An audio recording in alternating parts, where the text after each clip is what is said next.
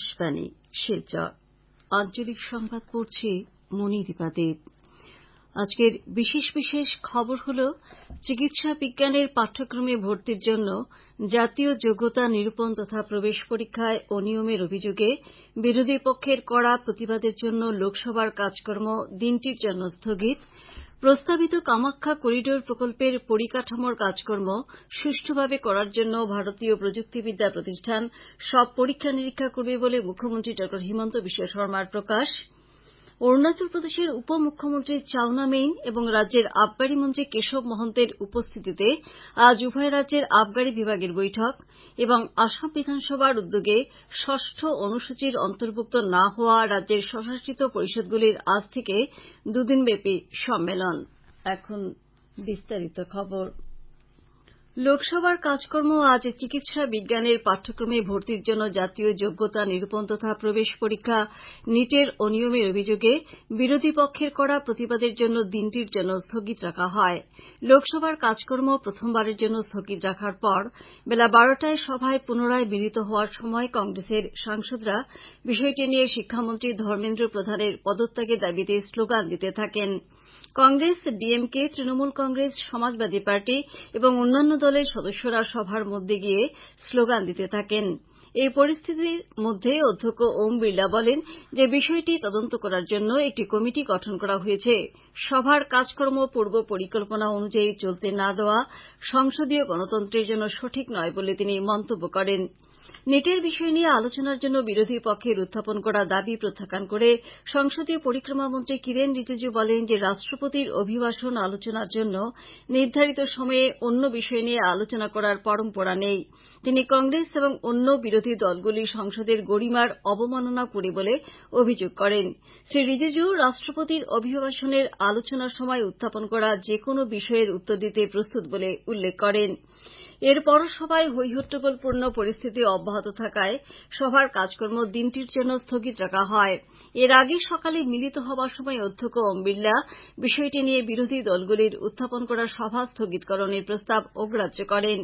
Congress, DMK, TMC, Samajwadi party সহ বিরোধী দলগুলি নিট পরীক্ষার অনিয়মের বিষয়টি উত্থাপন করে এবং বিষয়টি নিয়ে আলোচনা করার জন্য দাবি উত্থাপন করে।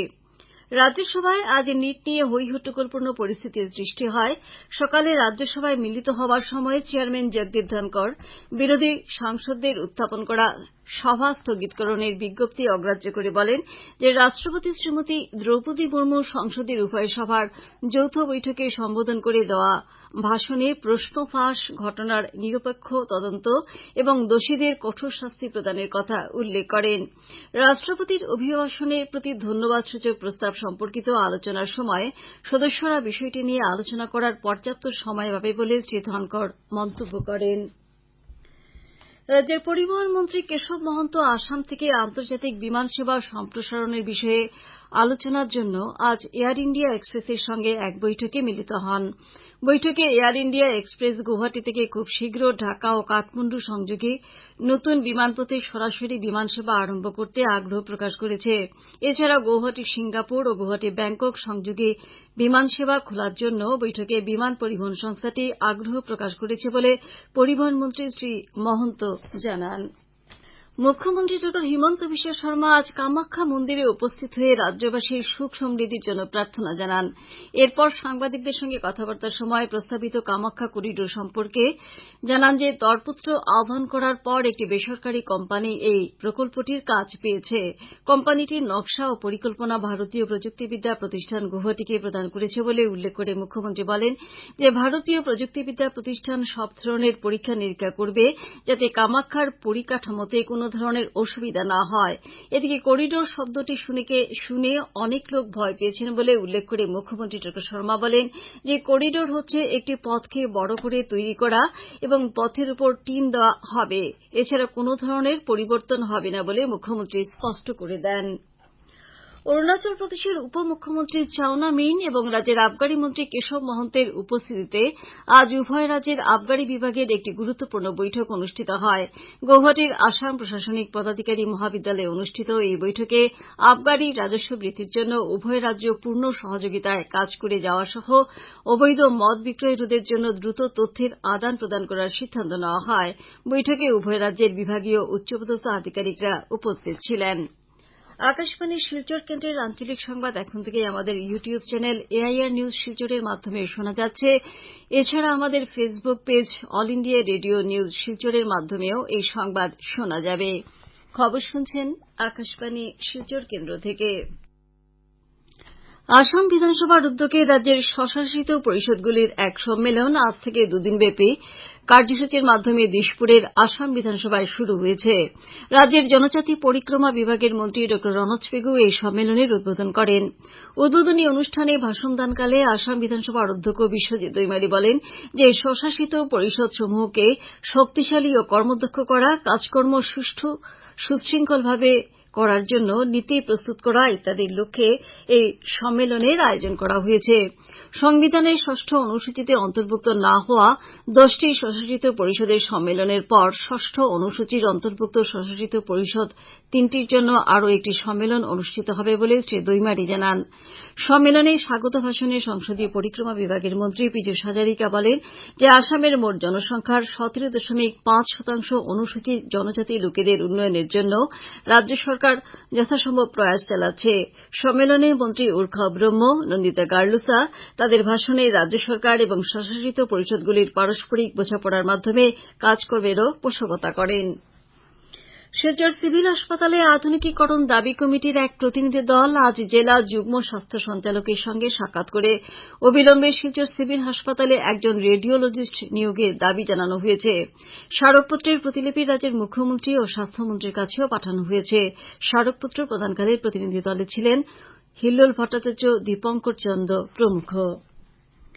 নিট পরীক্ষা ইউজিসি নেট পরীক্ষায় অনিয়মের তদন্ত, 4 বছরের ডিগ্রি কোর্স বাতিল, জাতীয় শিক্ষানীতি 2020 বাতিলের দাবিতে আজ অল ইন্ডিয়া সেভ এডুকেশন কমিটির আহ্বানে শিলচরের ক্ষুদিরাম মূর্তির পাদদেশে সংগঠনের জেলা শাখার পক্ষ থেকে বিক্ষোভ কার্যসূচি পালন করা হয়। সংগঠনের রাজ্য কমিটির সহসভাপতি প্রাক্তন শিক্ষক সুব্রত চন্দ্রনাথ বিক্ষোভ চলাকালীন সময়ে বক্তব্য রাখেন। এছাড়া সংগঠনের সর্বভারতীয় কমিটির সভাপতি অধ্যাপক অজয় রায়, জেলা সভাপতি দীপঙ্কর চন্দ, সম্পাদক শ্যামদেও কুর্মী সহ অন্যান্যরা বিক্ষোভ কার্যসূচিতে উপস্থিত ছিলেন। ছাত্র সংগঠন এআইডিএসওর কাছাড় জেলা কমিটির পক্ষ থেকে শিলচর গুরুচরণ কলেজ সহ বিভিন্ন কলেজে ছাত্র ভর্তি নিয়ে যে সমস্যা দেখা দিয়েছে তার সমাধানে জেলা আয়ুক্তের কাছে একটি স্মারকপত্র দেওয়া হয়েছে। সংগঠনের পক্ষ থেকে স্মারকপত্রে উচ্চতর মাধ্যমিক উত্তীর্ণ সব ছাত্রছাত্রীদের ভর্তির সুযোগ প্রদান করা, প্রয়োজনে কলেজগুলিতে আসন ও শিফটের সংখ্যা বৃদ্ধি করার দাবি জানানো হয়েছে।